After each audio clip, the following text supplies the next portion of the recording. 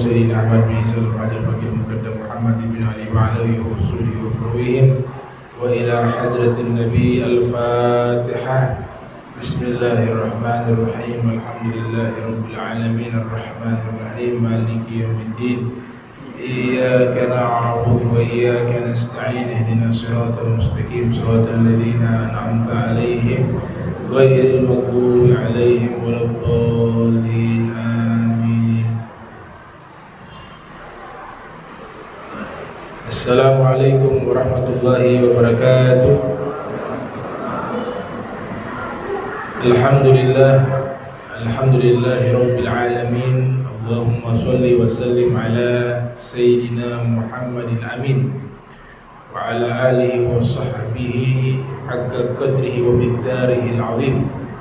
وبعد، سبحانك لا علم لنا إلا ما علمتنا إنك أنت العليم الحكيم. ربي اشرح لي صدري ويسر لي أمري واحلل عقدة من لساني يفقهوا قولي وسدد لساني واهدي قلبي بحق سيدنا محمد صلى الله عليه وآله وسلم. يا من هو في علوه كائن، يا من هو في فعل حميد، يا من هو في مجد متين. اللهم أكرمنا بنور الفهم وأخرجنا من ظلمات الوهم وارزقنا فهم النبيين وحفظ المرسلين وإلهام ملائكة المقربين. ربنا زدنا علما وفهما وعقلا يا أكرم الأكرمين بحق سيدنا محمد خاتم الأنبياء والمرسلين يا رحمن يا رحيم. وصلى الله على سيدنا محمد وعلى آله وصحبه وبارك وسلم والحمد لله رب العالمين. قال المؤلف رحمه الله: ولهذا قال لهم صالح عليه السلام: هذه ناقة الله لكم آية. أضافها لله سبحانه وتعالى إضافة تشريف وتعظيم كقوله بيت الله وعبد الله لكم آية أي دليلا على صدق ما جئتكم به. Pertemuan yang lalu kita sudah membahas ketika kaum Tsamud meminta kepada Nabi Saleh alaihissalam mengeluarkan unta dari dalam batu yang sangat besar, sakhratun azimatun. Nah, ketika unta tersebut telah keluar, banyak di antara kaum Tsamud mereka memeluk agama Islam karena dibuktikan dengan mukjizat. Awalnya kan diminta oleh mereka, kalau benar engkau seorang nabi, seorang rasul, engkau tunjukkan kepada kami satu bukti. Di antaranya, keluarkan unta dari batu yang ada di hadapan kami, batu yang besar. Maka Nabi Saleh alaihissalam berdoa, solat, berdoa. Kemudian Allah ijabah doa beliau. Tiba-tiba itu unta keluar dari batu yang besar tersebut. Naqah, unta betina. Nah, di saat sudah keluar unta tersebut, Nabi Saleh berkata kepada mereka, walihadza qala lahum Salihun alaihi salam, hadhihi naqatullahi lakum ayah.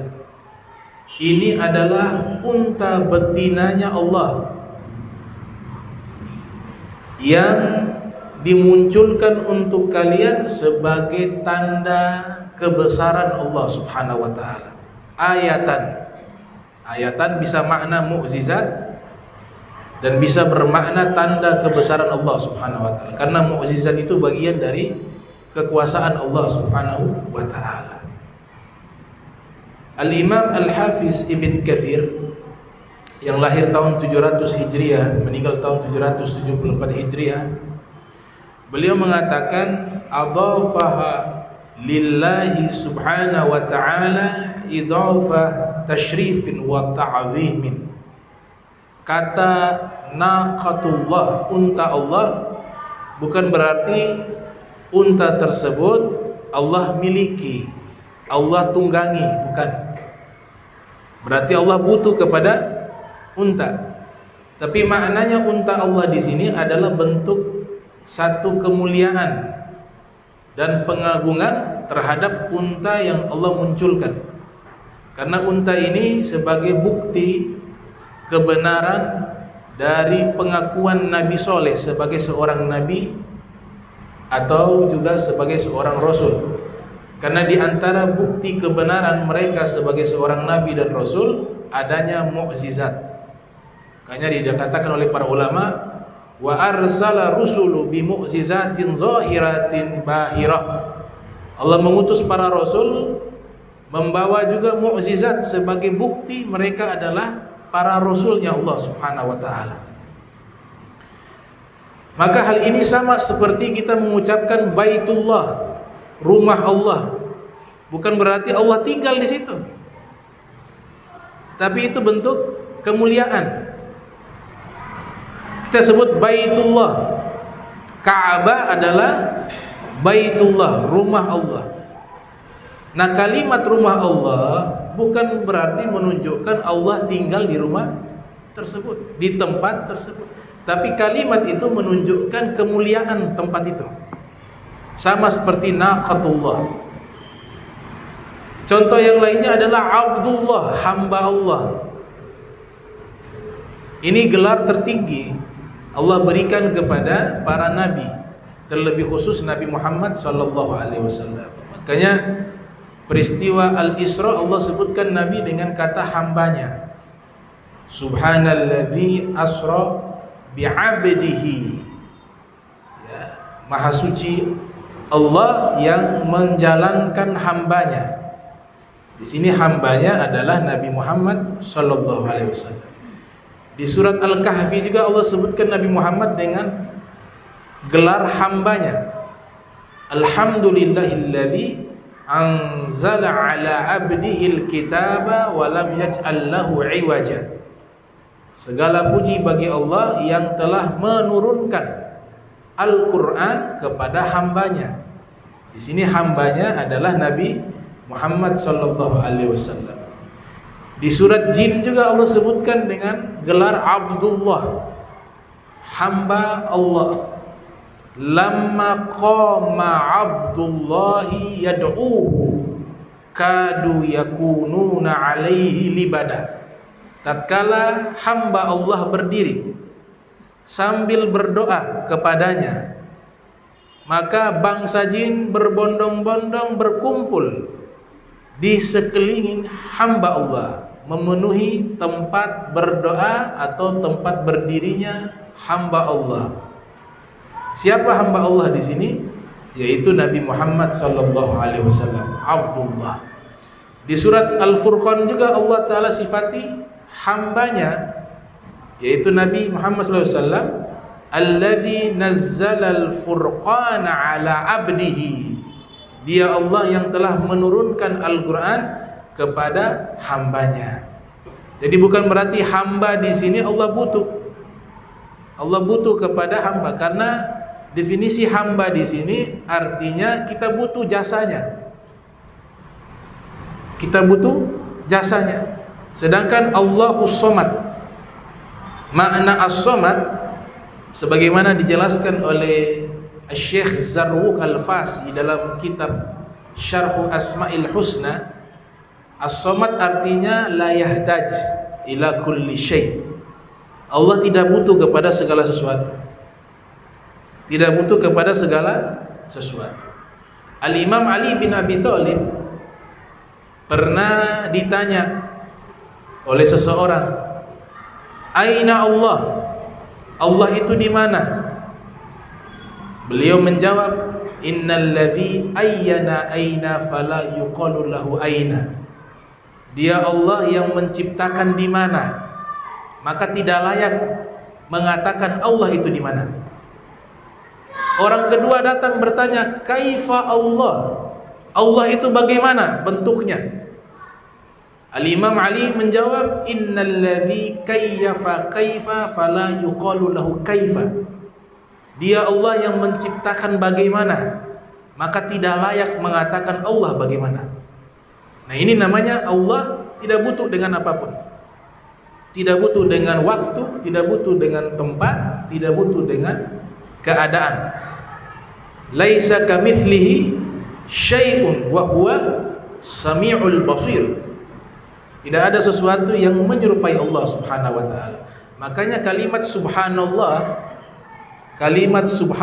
yang disebutkan di awal pembukaan surat Al-Isra, itu seorang sahabat bernama Tolha bertanya kepada Nabi, sa'altu Rasulullah sallallahu alaihi wasallam an tafsiri subhanallah.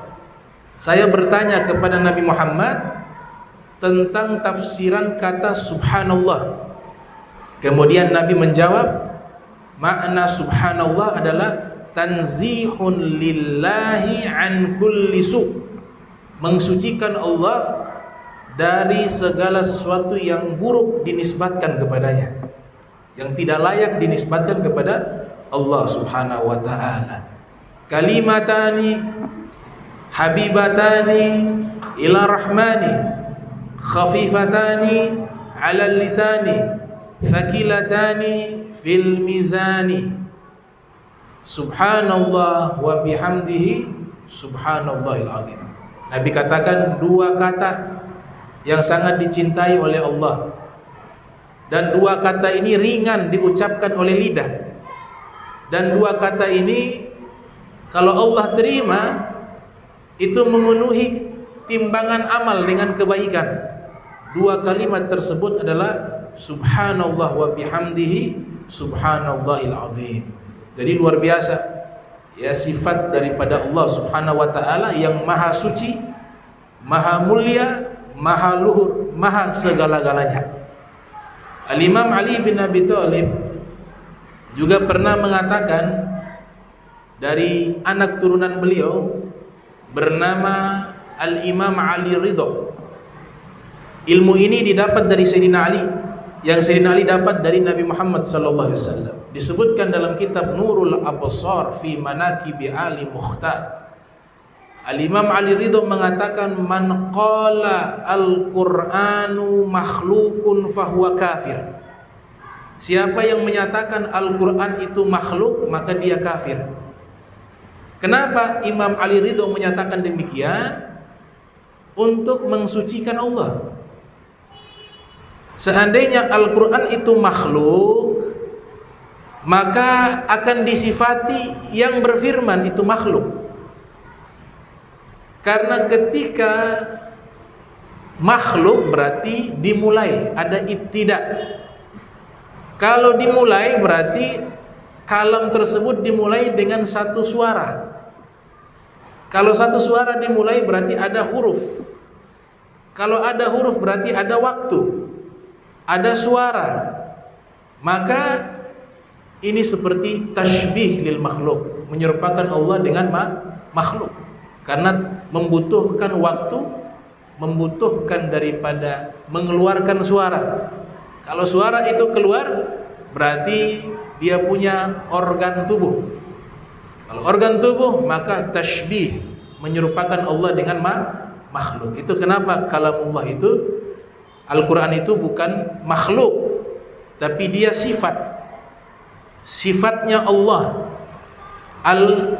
Al-kalam, as-sami' al-basir, al-mutakallim.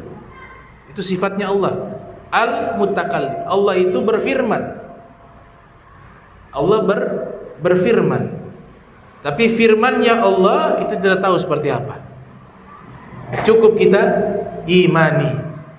Tidak dengan huruf, tidak dengan suara. Ini tujuannya tanzih, untuk mensucikan Allah dari khayalan-khayalan yang nanti mengimajinasikan Allah sebagai makhluk. Sehingga para ulama, khususnya dari kalangan Asy'ariyah, mereka sangat mentanzihkan sifat-sifat Allah Subhanahu wa taala. Al-mutakallim. Karena al-mutakallim itu sifatnya Allah, maka sifat selalu mengikuti kepada yang disifati. Kalau yang disifatinya adalah yang tidak ada awal dan tidak ada akhir, la awwala lahu wala akhira lahu, maka sifat ini mengikuti kepada yang disifati, sehingga dia bukan makhluk, tapi dia kalam Allah yang tidak ada awalnya dan tidak ada akhirnya. Nah, itu di dalam ilmu kalam. Sehingga kata onta Allah di sini bukan berarti Allah butuh kepada onta tersebut untuk ditunggangi, tapi menunjukkan onta tersebut Allah berikan keistimewaan yang berbeda dengan unta yang lainnya. Unta yang lainnya tidak ada yang lahir dari batu, tapi unta ini istimewa. Allah tunjukkan kebesarannya. Itu unta bisa keluar dari batu, bisa terlahir dari batu. Namanya naqah, naqatullah. Jadi kata unta itu ada 6.000 kosakata. Kata unta itu ada 6.000 kosakata yang memiliki makna unta. Nah, kemudian dikatakan di sini oleh Nabi Soleh kepada kaumnya, kalian sudah minta ini unta keluar dari batu, saya sudah tunjukkan. Banyak di antara mereka masuk ke dalam agamanya Nabi Soleh, agama Islam, tapi kebanyakan juga menolak. Kemudian diadakan perjanjian. Nabi Soleh mengatakan, fadhuruha ta'kulu fi ardillah wa la tamassuha bisu'in fayakhudhukum adzabun qarib. Biarkanlah unta ini dia makan di buminya Allah, jangan pernah kalian mengganggunya. Kalau kalian berani mengganggu unta tersebut, maka kalian akan ditimpa azab gharib yang sangat dekat kepada kalian. Fattafaqal hal ala an tabqa hadhihi naqatu baina adharihim tar'a haitsu sya'at min ardihim wa taridul ma'a yawman ba'da yawmin wa kanat idza waradatil ma' tafrabu ma'al bi'ri yawmaha dzalika fakanu yarfa'una hajatahum minal ma'i fi yawmihim ligodihim wa yuqalu innahum kanu yashrabuna min labaniha kifayatahum wa lihadza qala laha shirbun wa lakum shirbun yawmin ma'lum. Kemudian Nabi Shalih alaihissalam ketika sudah menyampaikan hal tersebut kepada kaumnya, kaum Tsamud, mereka sepakat itu unta tidak akan diganggu. Unta betina tersebut tidak akan diganggu. Kemudian ada dibuat semacam aturan bagi mereka, itu ada satu sumur, itu dibuat jadwal. Kalau unta tersebut minum pada hari tersebut, maka kaum Tsamud ini tidak boleh ikut mengambil air, biarkan itu untuk unta. Besoknya baru diambil air. Jadi selang-seling, bergiliran. Dan aturan ini disepakati oleh mereka. Kemudian dikatakan, fakanu yarfa'una hajatahum minal ma fi yaumihim wa yuqalu innahum kanu yashrabuna min labaniha kifayatahum. Tapi mereka dapat satu keuntungan. Nabi Shalih alaihissalam mengizinkan mereka memeras susunya, susu unta tersebut, tapi dilarang disembelih. Jadi satu suku cukup mereka untuk mengkonsumsi susu dari unta betina, karena ini unta ini fisiknya besar, tidak seperti unta biasa. Fisiknya besar. Jadi satu kaum cukup mereka mengkonsumsi susu yang dikeluarkan oleh untanya Nabi Shalih. Kemudian dikatakan di sini oleh Al-Imam Ibnu Katsir, Nabi Shalih berkata kepada mereka, dan Allah abadikan di dalam Al-Quran, laha shirbun lakum, laha shirbun walakum shirbun yaumin ma'lum. Unta ini punya jadwal minum, dan kalian juga punya jadwal minum. Maka telah ditentukan waktunya bergiliran, bergantian. Kalau unta tersebut minum, maka kalian tidak boleh mengganggunya. Besok baru kalian minum. Itu sudah disepakati oleh mereka. Walihadza qala ta'ala inna mursilu naqati fitnatan lahum. Kemudian Allah Subhanahu wa taala berfirman, sesungguhnya kami mengirimkan unta tersebut fitnatan lahum, sebagai bentuk ujian kepada mereka. Apakah mereka tepati janji mereka ataukah mereka ingkari? Maka disebutkan oleh Al-Imam Ibnu Katsir, ay ikhtibaran lahum ay ayu'minuna biha thumma yakfurun. Apakah mereka beriman ataukah mereka mengingkari? Wallahu a'lamu bima yaf'alun fartakibuhum, dan Allah mengetahui apa yang mereka akan lakukan. Jadi kalimat yang Ibnu Katsir gunakan bahwa Allah mengetahui perbuatan yang akan dilakukan. Makanya lintasan hati kita ini, sebelum terlintas dalam hati kita, Allah sudah tahu. Itu ilmunya Allah, berbeda dengan ilmunya makhluk. Innahu ya'lamu sirra wa akhfa. Dia, Allah, mengetahui sesuatu yang tersembunyi dan sesuatu yang sangat tersembunyi.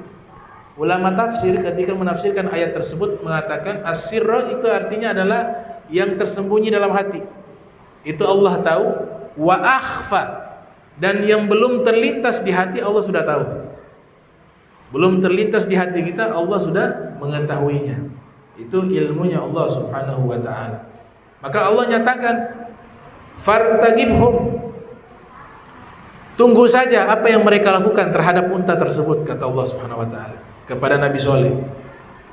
Ai intazir ma yakunu min amrihim wastabir, dan bersabarlah wahai Nabi Saleh ala adahum, atas gangguan mereka.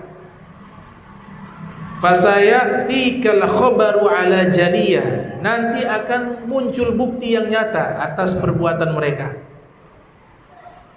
Wa nabbihum annal ma'a kismatun min bainahum kullu syirbin muhtadarun, dan kabarkan kepada mereka bahwa air yang ada di sumur ini sudah dibagikan antara unta dengan mereka. Jadi jangan dilanggar aturan itu. Masing-masing sudah ada jadwal minumnya. Falamma tala alaihim hal hadza ijtama'a mala'uhum wattafaqa ra'yuhum ala ay ya'kiru hadhihi an-naqah liyastarihu minha wa yatawaffaru alaihim ma'uhum wa zayyana lahum syaitanu a'malahum. Qala ta'ala fa'akaru naqah wa atau an amri rabbihim wa qalu ya Salih tina bima ta'iduna in kunta minal mursalin. Ternyata ini kaum Samud sudah mulai bosan dengan kehadiran unta tersebut. Akhirnya mereka bersepakat mengadakan satu pertemuan, kemudian merencanakan pembunuhan kepada unta itu, untanya Nabi Saleh. Akhirnya bersepakat mereka. Nah, salah satu tokoh yang andil menyembelih unta Nabi Saleh bernama Khudar bin Salif. Namanya Khudar bin Salif. Ini salah satu tokoh yang sangat andil, berperan penuh merencanakan pembunuhan atau penyembelihan unta dari Nabi Saleh alaihissalam. Dan di dalam kitab Mizanul I'tidal fi Naqdir Rijal karya Al-Imam Az-Zahabi yang lahir 673 Hijriah, meninggal tahun 748 Hijriah, itu meriwayatkan hadis dari Nabi kita Muhammad sallallahu alaihi wasallam. Nabi menyatakan bahwa ada dua orang ashqan nas yang sangat celaka dari golongan manusia. Dua orang yang sangat celaka dari golongan manusia. Yang pertama adalah orang yang menyembelih unta Nabi Saleh. Kata Nabi itu paling celaka orang tersebut. Yang kedua adalah orang yang membunuh Imam Ali bin Abi Thalib. Sebagaimana disebutkan oleh Abu Hatim di dalam kitab hadisnya, Rasulullah sallallahu alaihi wasallam berkata kepada Sayyidina Ali, qala Rasulullah sallallahu alaihi wasallam li Ali, ala uhaddithuka bi ashqan nas.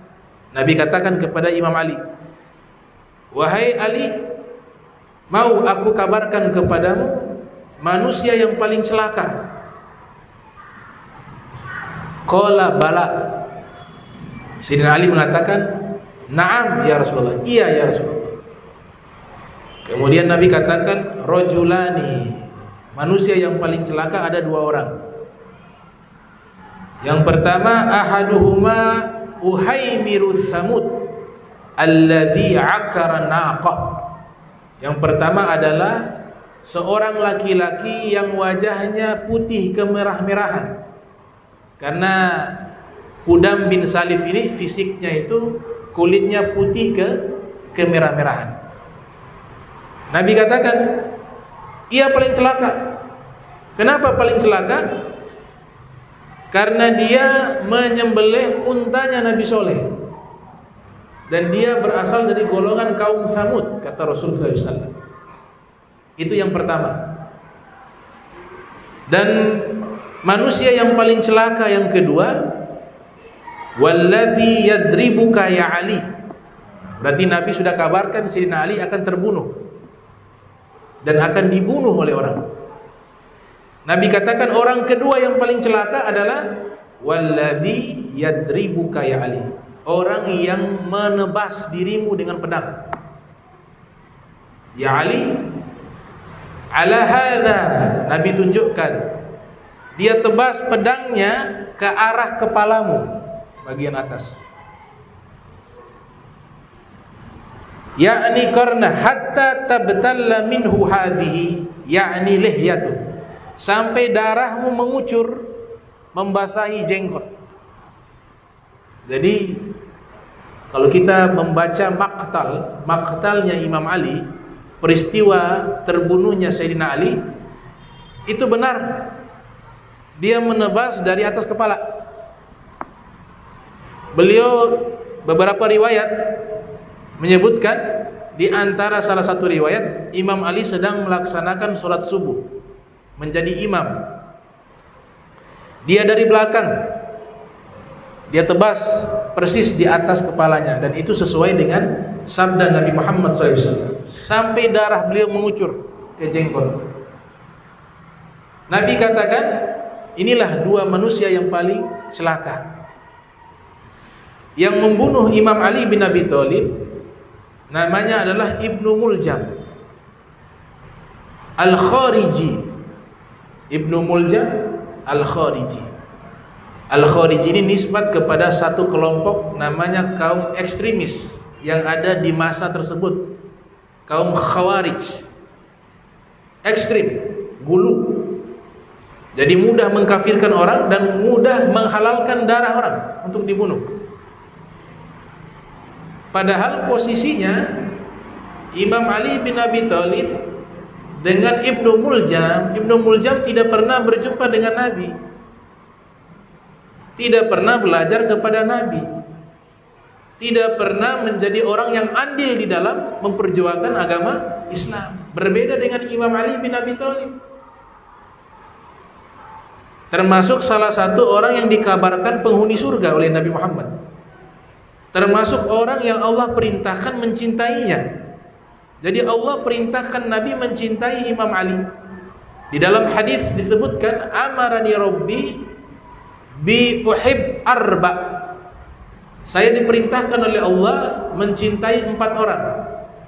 Yang pertama Ali, yang kedua adalah Salman Al-Farisi, yang ketiga adalah Miqdad Al-Kindi, dan yang keempat adalah Abu Dzar Al-Ghifari. Itu hadis disebutkan dalam kitab Ibanatul Ahkam, syarah daripada Bulughul Maram. Jadi dia berani mengkafirkan Imam Ali, menyatakan Imam Ali sudah kafir. Padahal ini orang tidak pernah berjumpa dengan Nabi, tidak berjuang di dalam dakwah Islam, tapi bangga dengan amal, bangga dengan teologinya, bangga dengan pemikirannya. mudah menyalahkan orang, mudah mengkafirkan orang. Itu terjadi. Dan ini beliau bukan orang sembarangan, disebutkan oleh Az-Zahabi, bukan orang jahat, ahli ibadah.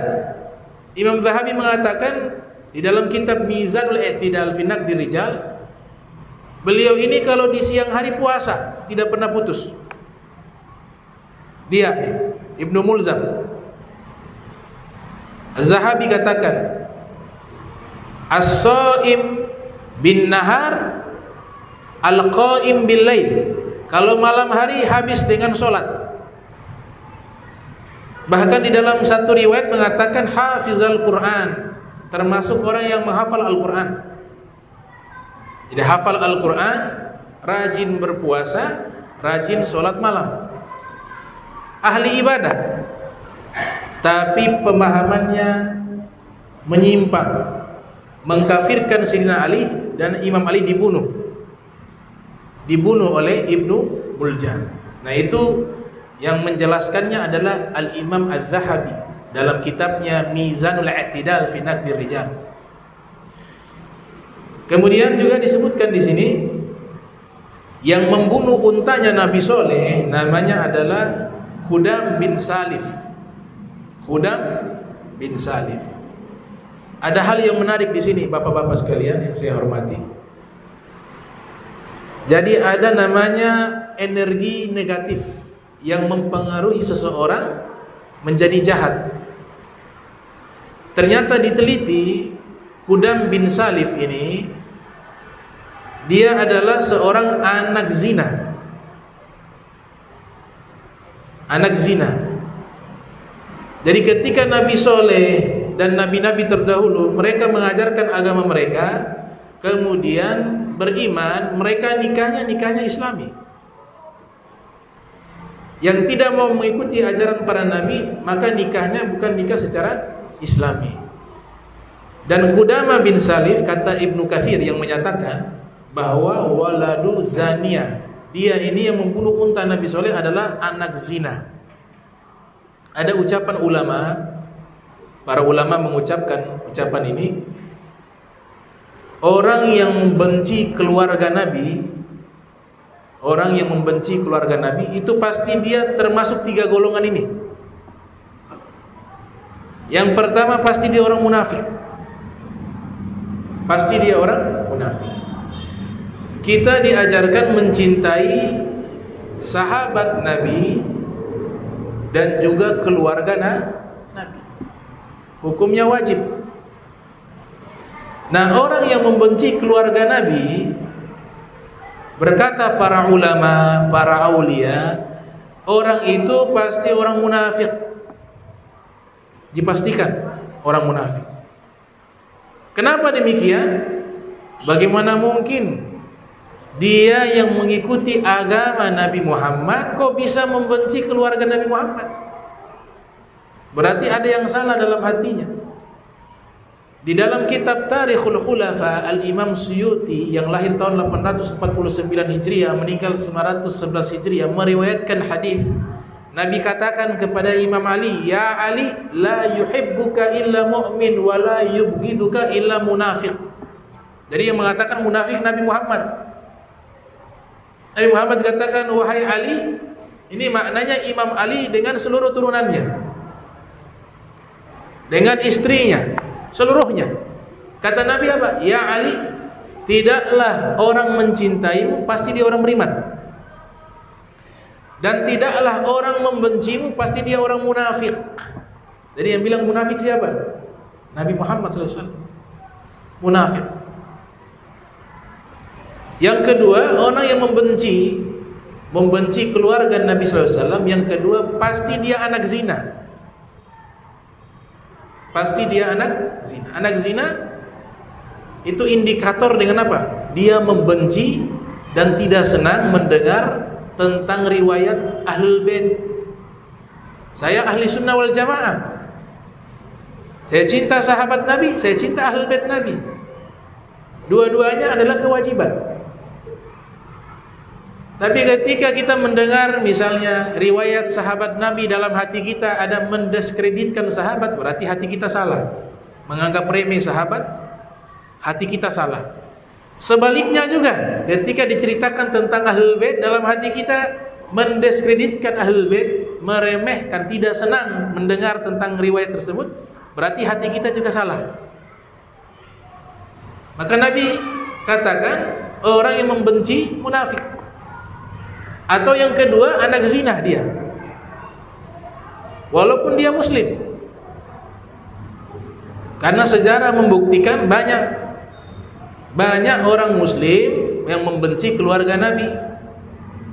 Puncaknya adalah Karbala, di mana cucu Nabi dibunuh secara sadis dan kejam. Itu siapa yang membunuh? Orang Islam. Dan dipastikan pasti dia munafik. Kalau bukan munafik, anak zina. Yang ketiga, orang yang membenci keluarga Nabi, dipastikan yang ketiga, dia lahir dari hubungan biologis ketika istrinya haid. Jadi istrinya sedang haid, dia paksa berhubungan. Lahirlah anak, ini anak yang lahir pembenci keluarga Nabi. Itu kata para aulia gitu. Jadi mudah-mudahan kita mendidik hati kita mencintai sahabat Rasulullah SAW dan juga mencintai keluarga Nabi Muhammad SAW. Jadi ajaran Islam itu mengajarkan cinta. Kalau diajarkan kebencian, ini ada yang salah dalam ajarannya. Bukan cinta saja kepada sahabat, bukan hanya cinta kepada Ahlul Bait, juga diperintahkan kita sesama kaum muslimin harus saling cinta. Bahkan Nabi katakan, la yu'minu ahadukum hatta yuhibba li akhihi ma yuhibbu li nafsihi. Nabi katakan tidak sempurna keimanan seorang di antara kalian terkecuali ia mencintai saudaranya yang muslim sama seperti ia mencintai dirinya sendiri. Kalau saja Nabi perintahkan kita, iman kita tidak akan sempurna terkecuali mencintai saudara kita yang muslim sama seperti kita mencintai diri kita sendiri. Bagaimana dengan keluarga Nabi? Lebih tinggi derajatnya. Bagaimana dengan sahabat Nabi? Lebih tinggi derajatnya untuk kita cintai. Oleh sebab itu, tanamkan rasa mahabbah, cinta kepada para sahabat, para ahlul bait Nabi, kaum solihin, orang-orang soleh. Imam Syafi'i menyatakan dalam syair, uhibbu solihin walastu minhum. Saya cinta orang soleh walaupun saya bukan orang soleh. Itu bahasa tawadu, bahasa rendah hati. Orang yang baik itu selalu merasa dirinya tidak baik. Tapi kalau orang yang merasa dirinya baik, dirinya istimewa, dirinya mulia, dirinya suci, justru dia orang yang tidak baik. Ya, sekali lagi, orang yang baik itu orang yang selalu merasa dirinya tidak baik. Imam Ali bin Abi Thalib setiap malam doanya apa? Ya Allah, maghfiratuk wa ana minaz zalimin. Sayyidina Ali bin Abi Thalib yang sudah jelas-jelas dijamin surga, dikasih kabar oleh Nabi 10 orang penghuni surga. Sayyidina Abu Bakar, Sayyidina Umar, Sayyidina Utsman, Sayyidina Ali dan lain-lainnya, 10 asyra mubasysyara bil jannah. 10 orang yang dikabarkan masuk surga oleh Nabi Muhammad. Setiap malam doanya apa? Ya Allah, saya berharap ampunanmu karena saya ini orang yang zalim. Saya orang yang banyak dosa. Itu doanya Imam Ali bin Abi Thalib. Jadi kalau merasa dirinya baik, justru dia tidak baik. Orang yang baik selalu merasa dirinya tidak baik. Rubba ma'siyatin awrathat dhillan wan kisara khairun min ta'atin awrasal izzan wastikbara. Ada kalanya perbuatan maksiat membuat orang yang melakukan maksiat merasa hina, merasa bersalah, merasa hancur di hadapan Allah dan di hadapan makhluk, jauh lebih baik daripada orang yang taat kepada Allah tapi menyebabkan sifat sombong dan rasa mulia. Jadi ini penting ibu-ibu sekalian, karena dengan kecintaan kita kepada mereka, kita dikumpulkan bersama mereka. Uhibbu sholihin walastu minhum la'alli an anala bihim syafa'ah wa akrahu man bida'atahul ma'asi walau kunna sawa'an fil bida'ah. Kata Imam Syafi'i, saya cinta orang soleh tapi saya bukan orang soleh. Dengan kecintaan saya kepada mereka, saya berharap dapat syafaat mereka. Saya benci maksiat. Saya tidak suka maksiat. Dan orang yang bermaksiat saya tidak suka. Walaupun sama, saya juga sering bermaksiat, kata Imam Syafi'i. Imam Ahmad bin Hanbal mendengar syair tersebut, ia menjawab, tuhibbus sholihin wa anta minhum. Engkau cinta orang soleh dan engkau orang soleh. Muhibbul qaum yalhaq bil jamaah. Kalau engkau mencintai sekelompok kaum orang soleh, engkau bersama orang soleh tersebut. Wa takrahu man bida'atahul ma'asi. Engkau tidak suka maksiat, hamakallah min tilkal bid'ah, dan Allah senantiasa menjagamu dari kemaksiatan itu. Karena ini Imam Ahmad adalah murid memuji sang guru. Yang mudah-mudahan ini bisa bermanfaat. Allahumma jam'ana hadza jamarhuma wa tafarraqana min ba'di tafarraqa ma'suma wa la tajal minna wa la minna syaqiyya wa mahruma. Allahumma nafih qulubana an ta'alluqi bimaduna waj'alna min qaumin tuhibbuhum yuhibbuna. Subhanaka bihamdika asyhadu an la ilaha illa anta astaghfiruka wa atubu ilaik. Wa sallallahu ala Muhammadin wa ala alihi wa sahbihi wa barik wa sallam wa la famikum. Wassalamu alaikum warahmatullahi wabarakatuh.